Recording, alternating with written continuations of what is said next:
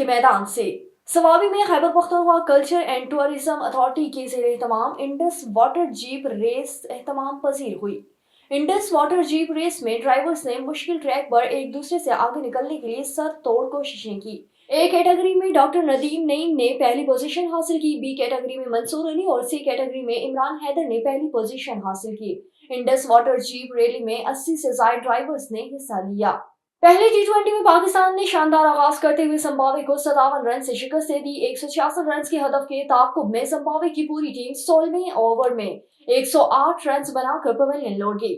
Zimbabwe के 3 खिलाड़ी बगैर रन बनाए आउट हुए। सिकंदर रजा 39 और टाडी बनाशे 33 रन बनाकर नमाया रहे। पाकिस्तान के इब्रार अहमद और सुफियान मुकीम ने 3 खिलाड़ियों को आउट किया, जबकि हारिस रऊफ ने 2 और जानदार खान ने 1 विकेट हासिल की। आपको बताएं कि chairman Pakistan Cricket Board Mohsin Naqvi PCB वफ्द के हमरा दुबई से वतन वापस पहुंच गए। Pakistan Cricket Board Mohsin Naqvi PCB वफ्द के हमरा दुबई से वतन वापस पहुंच गए। दुबई के दौरे के दौरान चेयरमैन पीसीबी मोहसिन नकवी ने आईसीसी चैंपियंस ट्रॉफी के मामले पर मुतअद्दिद अहम मुलाकातें की।